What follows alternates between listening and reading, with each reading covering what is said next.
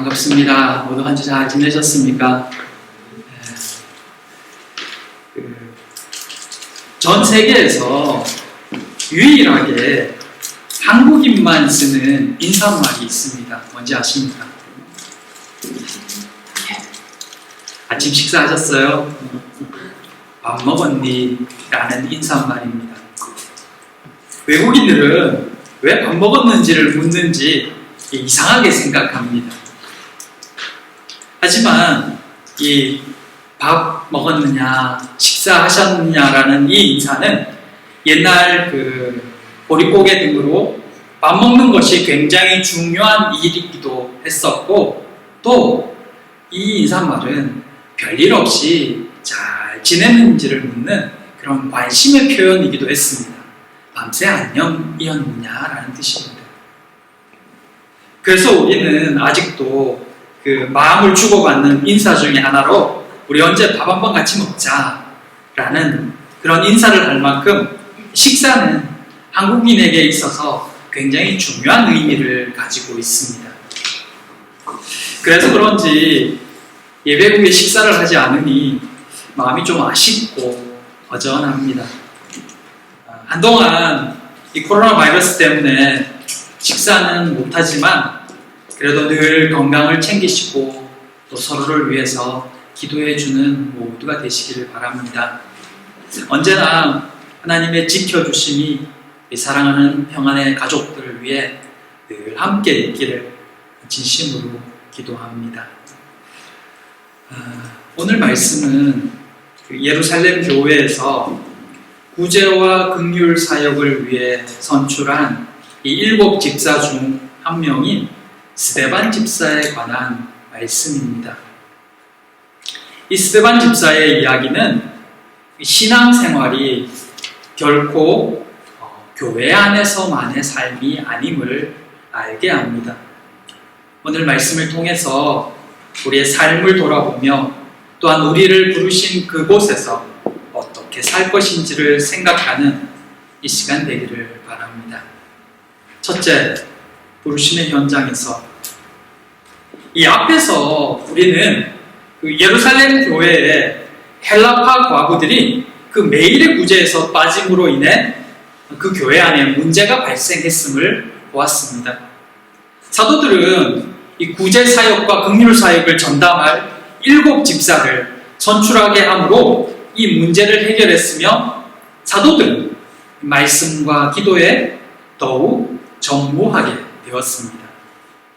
그로 인해서 예루살렘 교회는 더욱 성장했고 또 심지어 이 제사장 무리들까지도 기독교인이 되는 놀라운 일들이 일어났습니다. 그 7 집사 중에 선출된 7 집사 중에 한 명이 이 스데반인데 그 스데반 집사의 이야기가 오늘 본문과 또 이어지는 사도행전 7장의 내용입니다. 그런데 오늘 본문 어디에도 구제와 긍휼에 대한 이야기는 없습니다. 7 집사를 그 사역을 왜 뽑았거든요. 근데 그런 이야기는 나와 있지 않습니다. 오늘 본문을 쭉 읽어보면 우리가 읽어봐서 알겠지만 그의 이름만, 스데반이라는 이름만 나오지 않았다면 이 본문의 사역은 누가 봐도 사도들에 대한 이야기라고 생각할 정도입니다. 그래서 어떤 분들은 이 7 집사가 지금의 집사와는 달리 목회자의 역할을 했다라고 이야기하기도 합니다. 그러나 스데반 집사님이 오늘날의 목회자냐 또는 집사님이냐 하는 것은 중요하지 않습니다. 스데반 집사님에 대한 이야기는 그에 대한 설명은 단 한마디면 충분했습니다. 은혜와 권능이 충만하여. 처음 7 집사를 뽑을 때 그 선출 조건 중에 하나가 믿음과 성령에 충만한 사람이었습니다. 그들의 할 일은 이 헬라파 과부들과 또 소외된 자들의 그 필요를 채워주며 또한 재정을 집행하는 일이었습니다. 그런데 그렇게 7 집사가 뽑힌 이후에 예루살렘 교회에서 일어난 일은 7절에서 보듯이 하나님의 말씀이 점점 왕성하여 제자의 수가 더 많아졌고 허다한 제사장의 무리도 이 도에 복종하게 되었다는 말씀입니다. 당연히 사도들은 말씀 사역과 기도에 더 집중하고 또 최선을 다했을 것입니다. 그러나 사도들이 말씀에 더 집중했다는 이유 때문에 그것만으로 이런 놀라운 일들이 일어났을까요? 아니면 지금 스데반 집사를 비롯해서 오늘 본문에서 이해할 수 있듯이 이 7 집사 모두가 집사로서 해야 될 구제 사역을 제껴놓고 그들도 역시 말씀 사역에 집중했기 때문에 이런 일들이 일어났을까요? 8절에 보면 스데반 집사는 은혜와 권능이 충만하여 큰 기사와 표적을 민간에 행했다라고 그렇게 이야기하고 있습니다. 그런데 이 은혜와 권능은 지금처럼 말씀을 전할 때 또는 기도를 열심히 해서만 그래서 사역자들에게만 충만하게 일어나는 것일까요? 그렇지 않습니다. 하나님이 주시는 이 은혜와 이 놀라운 능력, 권능은 예수 그리스도의 발자취를 따를 때 그 삶에 채워지는 것입니다. 구제사역은, 긍휼사역은 연약한 자를 찾아가고 그들의 필요를 채워주며 돌보는 사역입니다. 이 사역은 말씀을 전하는 사역과 그 모양은 다르지만 실제 그 영향력에 있어서는 크게 다르지 않습니다. 연약한 자들을 찾아가서 그 필요를 채워주고 또 그들을 위로할 때 그에게 복음도 함께 전해지며 그 전하는 사람의 모습이 곧 그가 전하는 말씀이자 복음이 되는 것입니다. 성령 충만한 스데반의 모습과 그의 위로는 정말 위로가 필요한 이에게 큰 은혜였을 것입니다. 그 위로에 성령 충만이 임하면 그것이 곧 치유와 회복의 역사로 나타납니다. 사람들을 긍휼히 여기는 그 마음 가운데 권능과 역사가 일어났다는 것입니다. 그러면서 복음을 전하는 사역도 함께 이루어졌을 것입니다. 하나님이 함께 하실 때 스데반 그는 이미 하나님의 사역자였고 전도자였습니다. 꼭 대중들 앞에서 사람들 앞에서 복음을 전하고 기도하지 않아도 그가 만나는 모든 사람들이 곧 사역의 대상이었고 성령의 역사가 나타나는 그곳이 은혜의 현장이었던 것입니다. 그렇게 스데반은 구제와 긍휼의 사역을 통해 사도들과 같은 사역을 하고 있었던 것입니다. 9절에 나오는 이 자유민들의 회당 역시 스데반이었기에 전할 수 있는 장소였습니다. 구레네인, 알렉산드리아인, 길리기아와 아시아에서 온 사람들의 회당이란 말은 이들이 로마의 포로로 각지의 각 나라에 흩어져서 끌려갔다가 이제 자유민이 되어서 다시 예루살렘으로 돌아온 그 세대 또 그 세대들의 자손들 그들이 돌아와서 이 디아스포라 유대인들의 회당을 만들었는데 바로 이것이 자유민들의 회당이라는 것입니다. 스데반도 이전에 이들 중에 한 명이었을 것이고 아마 이 회당에 소속된 사람이었을 것입니다. 히브리파 유대인이 12사도는 쉽게 접하기 힘든 사람들이었습니다. 헬라파 가부에서 알 수 있듯이 언어나 상황들을 히브리인들은 잘 모른다는 것입니다. 그러나 그들과 같은 곳에서 또는 외지에서 온 이 디아스포라 유대인들은 오히려 그들의 사정에 익숙하다는 것입니다.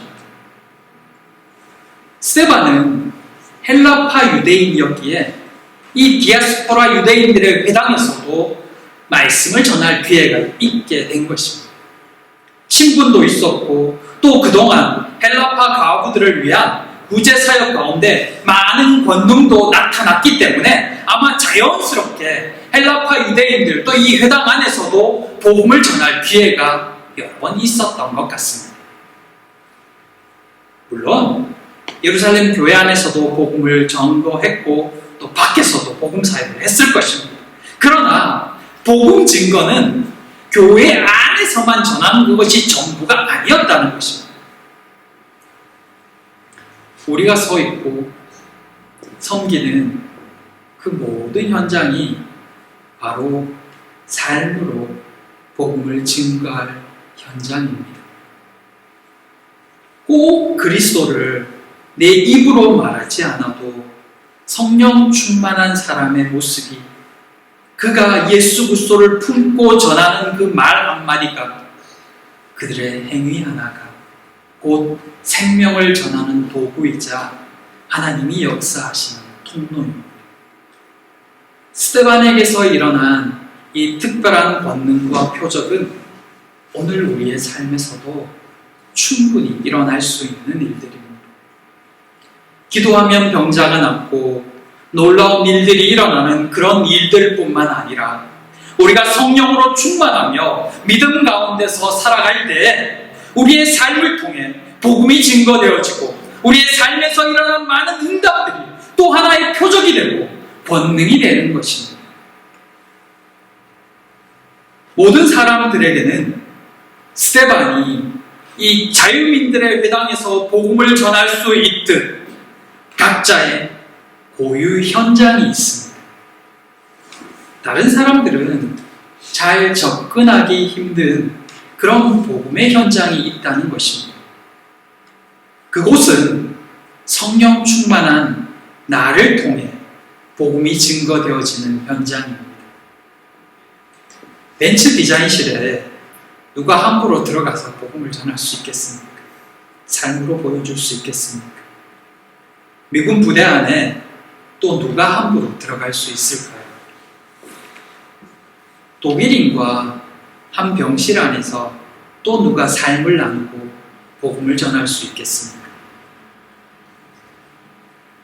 스데반이 오늘날의 목사와 같아서 그가 복음을 전한 것이 아닙니다.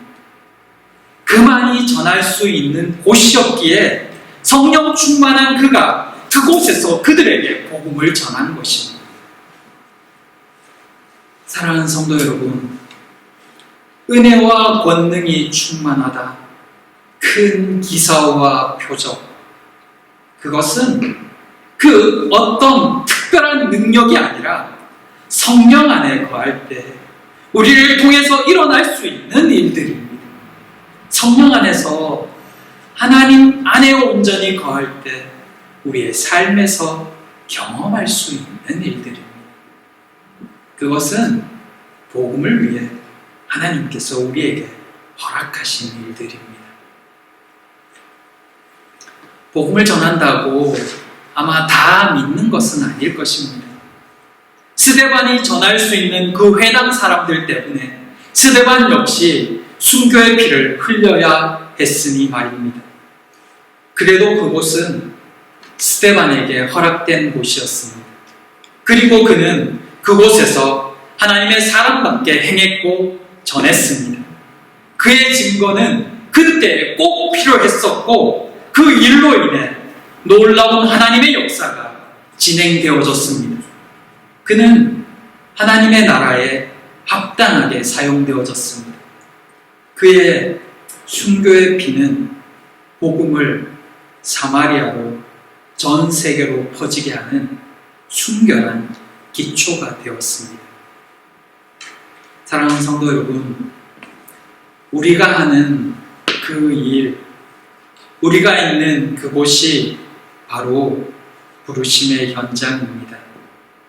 그곳에서 우리에게 필요한 것은 성령 충만입니다. 그 현장을 구하십시오. 그 현장에서 복음의 사람답게 행하십시오. 그러면 그곳에서 하나님의 은혜와 권능을 경험하게 될 것입니다. 사랑하는 우리 모든 성도님들이 각자의 부르심의 현장에서 그렇게 하나님을 찾고 쓰임받게 되기를 진심으로 축복하며 기도합니다. 둘째, 천사의 얼굴과 같더라. 스데반은 이 자유민들의 회당에서 예수 그리스도를 전했습니다. 그것을 받아들일 수 없었던 회당 사람들은 스데반과 더불어 논쟁하기 시작합니다. 하지만 성령의 지혜로 충만한 이 스데반을 당할 수가 없었습니다. 구약 말씀뿐만 아니라 헬라 지식과 철학으로 무장한 그들이었지만 성령이 주시는 지혜로 충만한 스데반의 변론에 말문이 막혀버린 것입니다. 능히 당하지 못했다라는 것은 스데반의 변론에서 잘못을 발견할 수 없었다는 이야기입니다. 그 말은 이 말씀에서나 율법에 비추어 보아도 스데반의 말이 틀린 점이 없었다는 뜻입니다. 그렇다면 그들은 그의 말을 받아들여야 했습니다. 하지만 받아들이기 싫었던 것입니다. 맞는 말이긴 한데 수긍하기 싫었던 것입니다. 그러자 그들이 선택한 것은 사람들을 매수하여 거짓 증인들을 세우는 것이었습니다. 이런 비슷한 모습은 현대에도 많이 있습니다. 안타깝게도 한국이 몇 년 전부터 정치에 있어서 완전히 양분화되어 있는 모습을 보게 됩니다. 이전에는 정치에 크게 관심이 없던 이들까지도 지금은 나이를 막론하고 정치 이야기를 합니다. 그런데 정치에 대한 이야기를 하는 것까지는 좋은데 그들의 모습을 보면 굉장히 한쪽으로 많이 치우쳐 있다는 생각을 지울 수가 없습니다. 서로 상대방의 이야기를 듣지 않습니다. 그것이 사실인지 아닌지에 상관없이 그저 상대방을 비방하는 것이라면 무조건 믿어버립니다.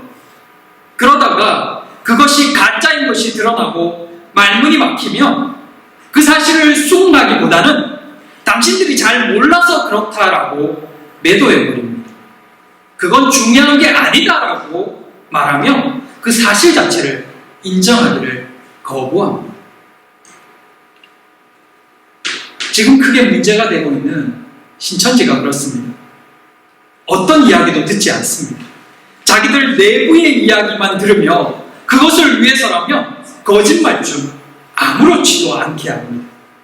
심지어 그들이 노인들을 전도 대상으로 삼지 않는 이유도 나이 든 분들이 상황에 따라서 말을 잘 둘러댈 수 없을 것이라 생각하기 때문입니다.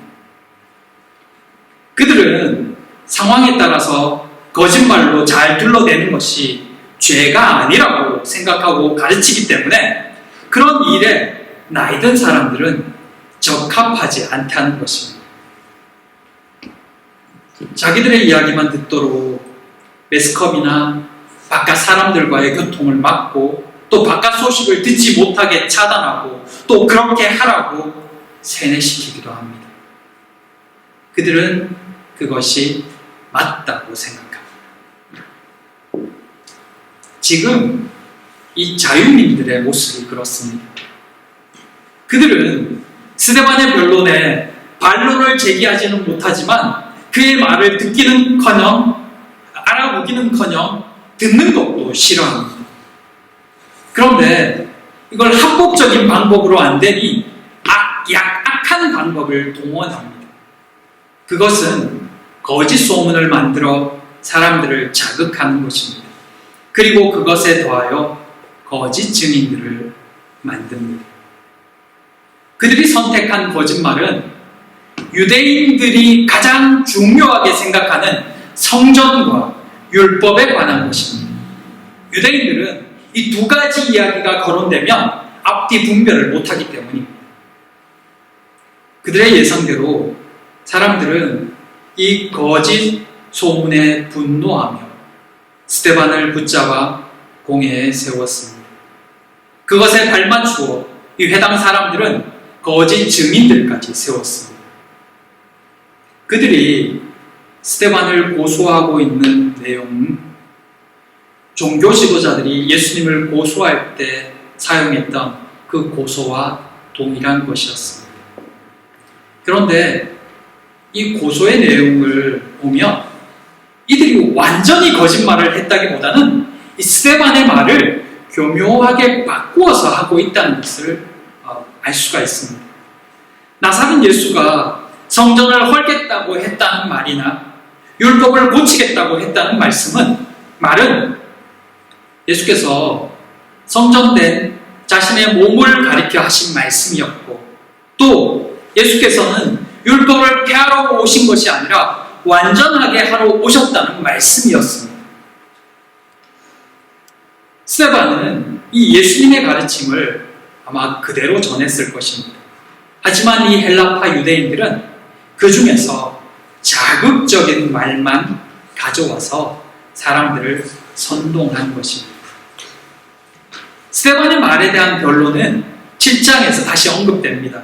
그런데 그런 그 스데반의 변론과는 별개로 하나님께서는 지금 이 스데반이 옳다는 것을 특별한 방법으로 보여주셨습니다. 그것이 바로 15절입니다. 공회 중에 앉은 사람들이 다 스데반을 주목하여 보니 그 얼굴이 천사의 얼굴과 같더라.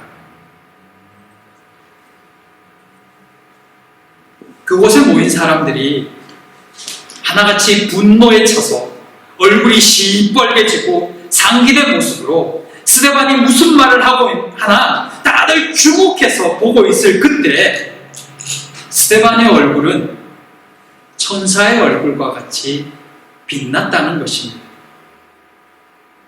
그렇다면 과연 이 모습을 누가 봤을까요? 그 자리에 있었던 사울, 즉 사도 바울이 이 모습을 보았을 것입니다. 그 당시에는 그도 그 무리들 중에 한 명이었기 때문에 그들과 같이 분노하고 있었을 것이지만, 그럼에도 그 당시 스데반의 얼굴이 너무나도 인상에 깊었을 것입니다. 그리고 나중에 회심한 후에야 스데반의 얼굴이 무엇을 의미하고 있는지 깨달았을 것입니다. 그래서 오늘 본문에 기록되어져 있는 것입니다. 지금 스데반의 얼굴이 천사의 얼굴과 같다는 이 표현은 한 사람을 생각나게 합니다. 그는 바로 하나님으로부터 율법을 받고 시내산에서 내려왔을 때 이 모세의 얼굴입니다. 출애굽기 34장 29절에 모세가 그 증거의 두 판을 모세의 손에 들고 시내산에서 내려오니 그 산에서 내려올 때에 모세는 자기가 여호와와 말하였으므로 말미암아 얼굴 피부에 광채가 나나 깨닫지 못하였더라. 율법, 특별히 이 모세의 율법을 거슬러 말한다고 고소된 이 스데반에게 모세가 율법을 받았을 때 그 얼굴이 빛난 것처럼 그 얼굴이 빛나게 하신 것은 과연 우연이었을까요? 하나님께서 그의 무죄를 증명해 주신 것입니다. 하나님께서 스데반과 함께 하심을 보여주셨던 것입니다. 그래서 그때 그의 얼굴이 천사와 같았다고 표현되고 있는 것입니다. 그리고 그것은 또한 스데반이 성령 충만했음을 보여주는 증거이기도 했습니다.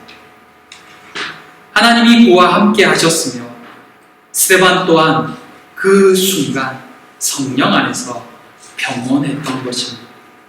주인은 온통 그를 죽이고 싶어하는 무리들과 모함하는 이들로 둘러싸여져 있었지만, 그렇게 그를 노려보고 있었지만, 그 안에 계신 성령 하나님으로 인해 그는 요동하지 않을 수 있었습니다. 그 자리가 죽을 수도 있는 자리임을 스데반 자신도 알았을 것입니다. 하지만 그는 마음이 평안하며 잔잔한 물결처럼 조용합니다. 어느 날 중국의 한 갑부가 선교사가 운영하는 학교를 찾아왔습니다.